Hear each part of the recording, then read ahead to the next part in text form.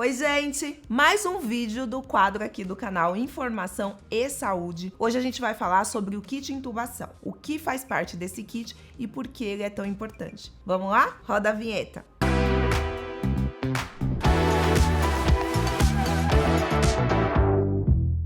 Oi, gente, como vocês estão? Para você que está chegando aqui pela primeira vez, já se inscreva no canal, ativa o sininho para não perder nenhum conteúdo. E você que está vindo aqui sempre, muito obrigada. Eu estou muito feliz com os comentários, que vocês estão gostando do quadro. A gente vai continuar abordando assuntos de saúde, notícias sobre saúde, de uma forma descomplicada. Já deixa no comentário o que você quer saber, eu estou usando o comentário de vocês para poder gerar o conteúdo aqui do canal. E nessa semana, nas últimas semanas, aliás, a gente tem ouvido falar muito do kit intubação. Infelizmente, pela falta dele na maioria dos hospitais aqui do Brasil. Então eu quero começar falando desse assunto com uma pergunta que o Fernando José me deixou. Ele fala que gostou muito da explicação do outro vídeo, obrigada, Fernando, mas ele acha que muitas pessoas têm morrido a partir do momento da intubação e aí ele tem uma cisma com a intubação, que de repente é um procedimento 8 ou 800, 8 ou 80, né, Fernando? Ou ajuda na recuperação ou mata, se é difícil de fazer. Calma, Fernando, vamos descomplicar tudo isso? Gente, é muito importante que vocês entendam a intubação como um procedimento que vai ajudar o organismo a se recuperar. Então, na verdade, o Fernando perguntou, a intubação pode ser difícil? Até pode ser difícil. Existem alguns pacientes que têm a via aérea difícil. Mas o que soma na mortalidade, ou seja, no risco da pessoa morrer em decorrência de alguma doença, é o que levou essa pessoa a precisar da intubação. O que eu tô querendo dizer? Por exemplo, se eu vou fazer uma cirurgia eletiva, que é aquela cirurgia que você agenda. Eu, por exemplo, uma vez fiz uma anestesia geral no Denis, o meu marido, quando ele precisou fazer uma cirurgia no nariz. A anestesia geral, gente, na maioria das vezes, a pessoa precisa ser intubada. Muitas vezes a gente utiliza outros dispositivos que a gente chama de dispositivos supraglóticos. Uns dispositivos que ficam acima da glote. Mas na grande parte das vezes eu vou sim usar o tubo. Eu usei o tubo no meu marido, ele precisou ali ser intubado. Como era uma cirurgia eletiva, agendada, eu consegui ficar acompanhando. Eu vi que estava tudo ok com a pressão dele, frequência cardíaca, saturação. Muitas vezes a gente pode pedir exames durante a cirurgia.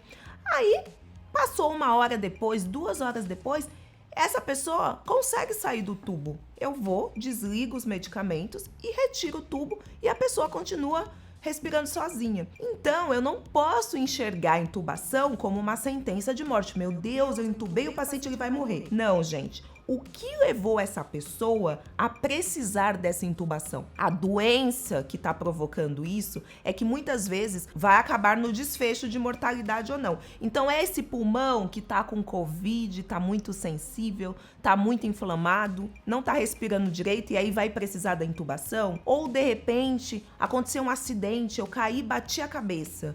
Aí eu fico inconsciente, minha consciência baixa num nível que muitas vezes eu uso a intubação para me proteger. Sim, sabia que a intubação, ela também te protege? Quando um paciente está muito inconsciente porque ele teve algum traumatismo craniano ou porque ele teve um AVC, né, que popularmente é chamado de derrame, eu posso muitas vezes ter que intubar esse paciente para proteger a via aérea desse paciente, para que ele respire por aparelhos até que esse organismo possa se recuperar. Seja ele o cérebro que está machucado, seja ele o pulmão que está machucado, às vezes é uma infecção generalizada que não está deixando esse organismo funcionar direito. Todos esses fatores, e são diversos fatores, podem indicar a necessidade de uma intubação. Então, vamos desmistificar isso de, meu Deus, intubou, morreu. Não é assim. A intubação, ela é um tratamento para ajudar o paciente a se recuperar de alguma condição que fez com que ele precisasse dessa intubação. Dito isso, a gente vai agora esclarecer o kit intubação, os medicamentos que fazem parte desse kit. Eu falei para vocês nesse vídeo aqui, eu descrevi para vocês a laringoscopia, que é o procedimento realizado com esse aparelho aqui, que é um laringoscópio. Quando eu utilizo, esse laringoscópio através da laringoscopia, para você que não viu, nesse vídeo aqui eu expliquei tudo. Eu gero um estímulo de dor, né? Imagina colocar uma lâmina, estimular para poder enxergar a traqueia, igual eu expliquei para vocês no outro vídeo. Isso gera dor, e aí eu preciso tirar a dor para que esse paciente fique confortável na hora que eu vou precisar passar o tubo. Para isso eu preciso de um analgésico. Então, primeiro item do meu kit intubação é um analgésico. Só que quando você ouve falar de analgésico, você lembra da dipirona, do paracetamol, mas não, gente, eu tô falando de analgésico muito potente. Eu tô falando de analgésico que não vende na farmácia comum. São remédios que são produzidos lá na indústria farmacêutica e de lá eles já saem direto para os hospitais. Eu tô falando, por exemplo, do fentanil, que é um analgésico extremamente potente, tá? E que é utilizado nos hospitais. Ele é o mais comum, mas existe uma família, primos ali do fentanil, que a gente pode também utilizar. Às vezes você pega ali a fórmula do remédio, muda só uma estrutura química, ele já ganha um outro nome. Então tem vários tipos, mas o fentanil tem sido muito utilizado nesse kit intubação. Ele vai servir para tirar a dor do paciente na hora de passar o tubo. E na hora que eu vou passar o tubo, eu disse para vocês também que o nosso organismo, ele é muito inteligente. Eu sou apaixonada pelo corpo humano. Quando a gente passa o tubo na traqueia, a gente tem ali receptores que geram um reflexo da tosse. Lembra que eu falei pra vocês? Quando a gente tem a sensação de engasgo, a gente tosse, isso é um reflexo. E o tubo, ele é considerado um corpo estranho. Meu organismo fala, cara, isso não faz parte de mim. O que é que tá passando aqui na minha traqueia? Eu vou tossir pra tentar expelir esse tubo. E aí, esse reflexo da tosse, ele também vai precisar ser abolido. Outro reflexo que eu vou precisar abolir, já viram quando você escova o dente e aí você coloca a escova muito lá atrás da língua? O que é que acontece? Você tem um reflexo de náusea. E se tiver com o estômago cheio, pode até vomitar. Imagina passar um tubo lá na garganta. Vai gerar esse reflexo também. Para abolir esse reflexo, eu também vou precisar de outro medicamento. E olha só, tem um fator muito importante. É um procedimento que ninguém quer ver, que ninguém quer lembrar, né? É um procedimento invasivo. Para isso, eu preciso tirar a memória e a consciência. Então, para abolir esses reflexos, tirar a memória e tirar a consciência, eu vou usar o segundo item desse kit intubação, que são os sedativos. Os sedativos são os medicamentos que vão lá nas nossas conexões do cérebro e desconecta. É como se eu puxasse da tomada algumas conexões que não vão permitir que eu fique acordada e não vão permitir que eu lembre. Desconecta ali a minha memória. Um medicamento muito popular, que a gente já ouviu falar várias vezes, é o Propofol. A gente ouviu falar muito na morte do Michael Jackson desse medicamento. O midazolam também é um outro medicamento muito popular que ajuda nessa perda de consciência. É considerado um sedativo também. E aí, quando eu coloco esse paciente para dormir, eu já consigo abolir boa parte desses reflexos. Mas eu vou precisar de mais um medicamento que vai ajudar na abolição desses reflexos e vai fazer com que o meu organismo fique paralisado. Isso mesmo, existem medicamentos que conseguem bloquear os nossos músculos.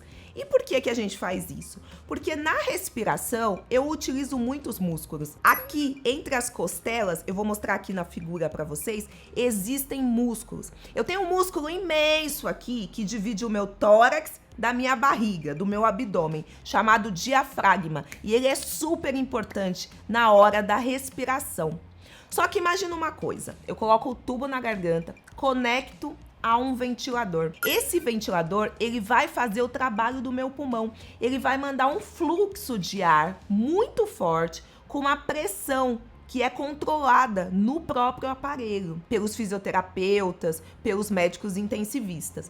E aí, gente, se manda essa pressão e eu respiro junto com o aparelho, isso pode provocar uma briga de fluxo de ar, que pode machucar os meus pulmões. E eu não quero que isso aconteça. E para que eu evite que isso aconteça, eu relaxo toda a minha musculatura. deixa o paciente relaxado e deixa que a máquina, o respirador, faça o trabalho do pulmão dele. E eu consigo isso com os bloqueadores musculares, que também vão me ajudar a abolir esses reflexos de náusea e de tosse. E aí eu utilizo o rocurônio, o cisatracúrio, que são os mais famosos neste momento, que a gente tem ouvido o nome deles nos noticiários. Mas, mais uma vez, é uma classe de medicamentos e o rocurônio, o cisatracúrio, possuem vários primos que têm o mesmo efeito. O que muda é a dose e a duração. Outro fator muito importante que me faz precisar muito dos relaxantes musculares é que a gente tem ouvido bastante que os pacientes com COVID têm se beneficiado muito de uma posição que a gente chama de posição prona, quando a gente vira o paciente de barriga para baixo. Essa posição, ela não é utilizada de hoje não, ela começou a ser utilizada lá em 1970 e nos anos 80 passou a ser ainda mais utilizada. E agora, na pandemia da Covid, a Organização Mundial da Saúde orientou que alguns pacientes da UTI, sempre com indicação. Gente, em medicina é assim, existe uma balança e a gente coloca os pesos. Um peso são os riscos, o outro peso são os benefícios. E nessa balança, sempre os benefícios têm que superar os riscos. E aí, quando essa balança inverte, eu não opto por esse tratamento. Sempre que os benefícios forem melhores que os riscos, a equipe especializada vai indicar, caso a caso, se esse paciente pode, então, se beneficiar da posição prona, onde ele vai ficar de barriga para baixo durante um tempo. E o sangue que vai circular nesse pulmão, os alvéolos. O pulmão é como se fosse uma esponjinha e a gente tem os alvéolos. Olha aqui uma foto deles. A hora que eu viro o paciente de barriga para baixo, esse alvéolo consegue expandir e o oxigênio que a gente quer que entre, né, e nutra todos os nossos órgãos, vai circular muito melhor. Então é por isso que muitos pacientes têm indicação de ficar um tempo de barriga para baixo. E para isso, eles também vão precisar de um relaxante muscular. Tá vendo só como o kit intubação é muito importante? Agora imagina a falta desses medicamentos. Porque o que acontece? Eu faço esse medicamento agora, o meu organismo não para de funcionar. O meu fígado, os meus rins vão eliminar, vão metabolizar esses remédios. Muitos deles vão deixar de funcionar 1 hora depois, 2 horas depois. E aí, o que é que eu preciso? Eu preciso refazer esses medicamentos, que a gente fala repicar esses medicamentos, ou colocar esses medicamentos em infusão contínua.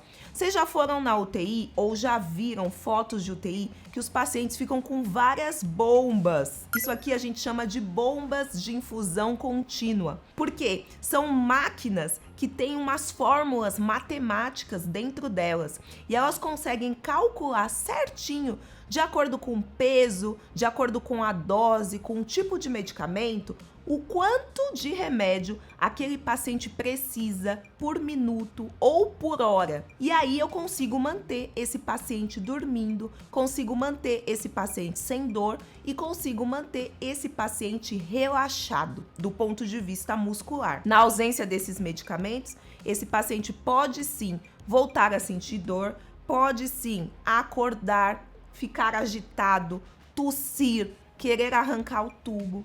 E esse paciente pode sim voltar a ter autonomia muscular. Então, esse kit intubação é de extrema importância. Esse vídeo foi para te orientar, ressaltar mais uma vez a importância de buscar orientação sempre numa fonte correta, tá? Cuidado que tem muita fake news espalhada por aí. E eu quero saber de vocês o que mais vocês querem saber sobre saúde de uma forma descomplicada. Deixa aqui nos comentários e até o próximo vídeo.